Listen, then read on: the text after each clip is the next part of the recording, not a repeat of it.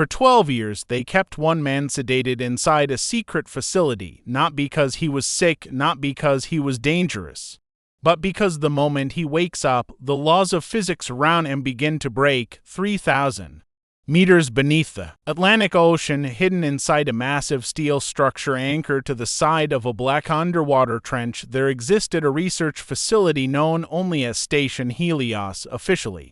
The station didn't exist. It wasn't funded by any government that the public knew about. It didn't appear on naval maps. Even satellites avoided scanning that section of the ocean. But inside the facility, dozens of scientists, engineers, and military personnel worked around the clock studying something that none of them fully understood. At the center of the station, inside the most secure chamber surrounded by reinforced titanium walls and electromagnetic shielding, sat a single transparent containment pod. Inside that pod lay a man. His name was Dr. Adrian Hale. And for 12 years, he had been kept unconscious, not because he was dangerous in the usual sense, but because the moment he woke up, the laws of physics around him began to break. Before the accident, Adrian Hale had been one of the most respected theoretical physicists in the world. He had spent most of his career studying something that fascinated and terrified scientists at the same time: gravitational anomalies, small irregularities in spacetime that occasionally appeared during deep space observations. Most scientists dismissed them as equipment glitches. But Adrian believed something else. He believed they were tiny cracks in the fabric of reality. And if humanity could learn how to manipulate them, it could unlock a new era of technology: unlimited energy, faster than light travel, even manipulation of gravity itself. It was a radical theory, but Adrian wasn't just theorizing. He built an experiment. With secret funding from a classified international research program. Adrian and his team created a machine called the Event Gate. The device was designed to create a microscopic distortion in spacetime, a controlled gravitational fracture lasting less than 2 seconds. The idea was simple. If they could bend spacetime on command, they could access the energy contained within gravitational fields. In theory, the event gate could produce more power than an entire nuclear plant, but no one knew exactly what would happen when reality itself was bent. Still, Adrian insisted it was safe. And on the day of the test, he stood closest to the machine. When the event gate activated, every instrument in the laboratory immediately began to spike. Gravity sensors went off scale, magnetic fields fluctuated wildly.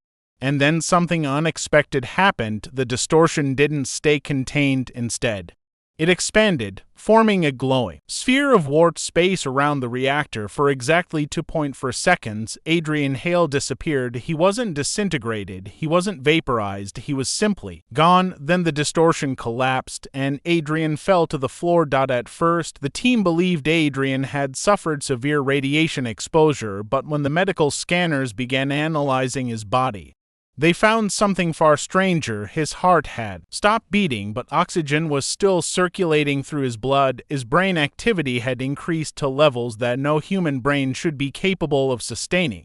And the sensors detected something else, a strange field surrounding him. It was weak but unmistakable, localized gravitational distortion. It was as if Adrian's body had become a tiny source of gravity. 3 hours after the accident, while Adrian lay unconscious in the hospital wing, the first strange event occurred. A metal surgical tray slowly lifted into the air. Nurses thought it was a trick of the light. Then the tray bent, not like metal being physically bent, but like the geometry of space around it had twisted. The tray compressed inward and collapsed into a dense metallic ball. Machines began malfunctioning. Monitors flickered. Magnetic instruments spun uncontrollably. Every device in the room began detecting massive gravitational fluctuations. And all of it was centered around one location: Adrian Hale's hospital bed. Within hours, the entire facility was placed under lockdown. Military transport helicopters arrived before sunrise. Adrian was moved to a classified research center. Over the following weeks, scientists discovered the terrifying truth: the accident hadn't just exposed Adrian to a gravitational distortion, it had changed him. His nervous system now appeared to interact with gravity the same way the human brain interacted. with electrical signals.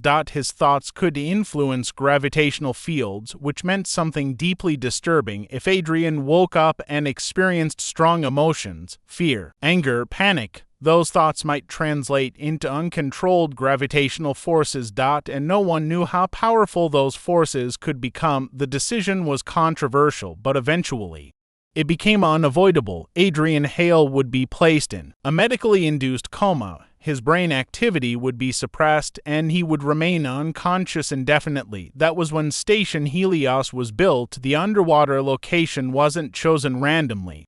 Scientists believed that the immense pressure of the ocean, combined with the isolation, would help contain any gravitational anomalies. Inside the station, Adrian was placed in a specialized containment pod every 8 hours. An automated injector delivered a carefully measured sedative into his bloodstream for 12 years. The system worked perfectly. Dr. Lena Carter had worked at Station Helios for 4 years. She was the lead neurologist responsible for monitoring Adrian's condition.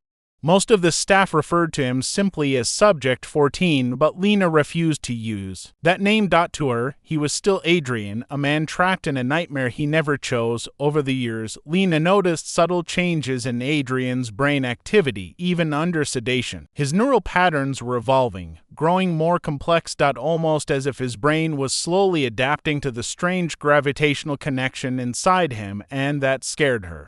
Because it meant the sedation might not work forever, the malfunction began with something incredibly small, a microscopic crack inside one of the sedation injectors. The system didn't completely fail, but the dosage delivered to Adrian began decreasing by less than 0.5%. No alarms triggered. No warnings appeared. Day after day, the sedation became weaker. Until finally, one quiet night on Station Helios, Adrian Hale's eyes opened. At first, nothing happened. Adrian simply stared at the ceiling of the containment pod. His mind struggled to process the flood of memories returning after 12 years of unconsciousness, but something else returned with those memories, something much larger. He remembered what he had seen inside the distortion. It hadn't been empty space. It had been something alive. Not alive in a biological sense, but conscious. An enormous network of gravitational energy that stretched across the universe itself, a structure that guided the movement of stars, galaxies, and black holes.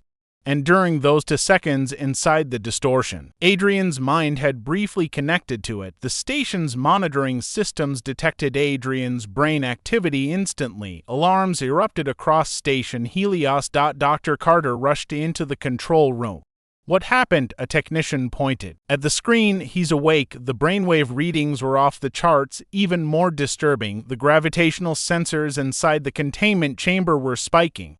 Small objects in the room began lifting off the ground. Gravity inside the chamber was fluctuating wildly. The sedation system triggered automatically, but it was too late. Adrian slowly sat up. The glass of the containment pod cracked. Not from physical force, but from the warping of space around him. When he stepped out of the pod, the air itself seemed to ripple. Tools floated upward, metal structures bent slightly inward across the station. Gravity sensors began detecting massive disturbances. It was as if a tiny black hole had just appeared inside the facility. Dr. Carter knew one thing: if Adrian panicked, the station could be destroyed. So she walked into the containment chamber alone. Adrian looked confused. How long was I asleep? 12 years, Lena said gently. His expression changed. 12 years. He looked down at his hands. I remember everything. Then he whispered something that chilled her, and I remember what I saw. Adrian explained what had happened inside the distortion. His mind had briefly connected to a cosmic gravitational network, a structure that existed beneath the physical universe.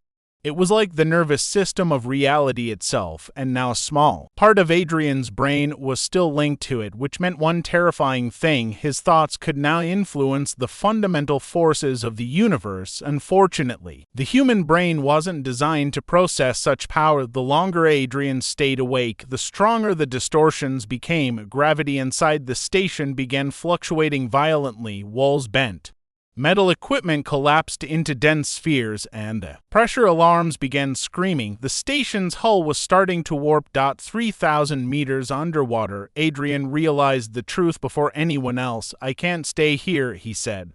"The connection is getting stronger." Dr. Carter tried to think of a solution, but there wasn't one. If Adrian lost control, the entire station would collapse and everyone inside it would die.